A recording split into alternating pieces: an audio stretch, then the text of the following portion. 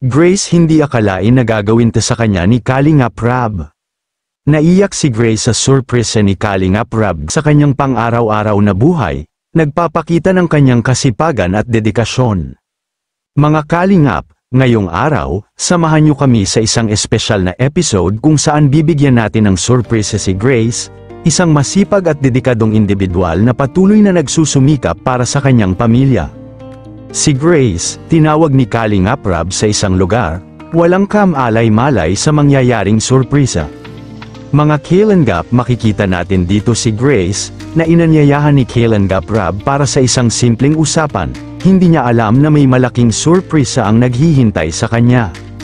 Pagdating ni Grace sa lugar, isang bagong kotse na kulay red, at ito din ang paboritong kulay ni Grace, napakakintab, at bagong-bago, to be honest second hand na ito mga Kalingap, pero in fairness mukhang brand new sa paningin.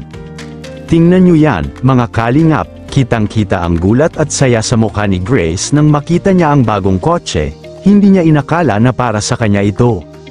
Si Grace, hindi mapigil ang maiyak habang pinagmamasdan ang kotse.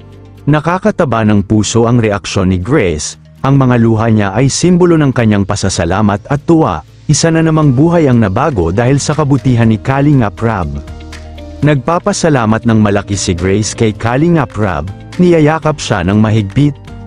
Mga Kalingap, ito ang mga momentong nagpapaalala sa atin kung gaano kahalaga ang pagtulong sa kapwa. Si Grace, na araw-araw na nagsusumikap, ngayon ay may bagong inspirasyon at pag-asa dahil sa simpleng surpresa na ito. Sa sobrang excited ni Grace ay sinusubukan ang bagong kotse, kasama si Kalingap Rab at ang kanyang pamilya. Sana ay magsilbing inspirasyon ito sa ating lahat na patuloy na tumulong at magbigay saya sa ating kapwa. Hanggang sa susunod na kwento ng pag-asa at pagmamahal, mga Kalingap, anong masasabi mo tungkol dito mga Kalingap? I-comment mo lang ang iyong opinyon. Huwag kalimutang mag-like, subscribe and share. Maraming salamat. To God be the glory.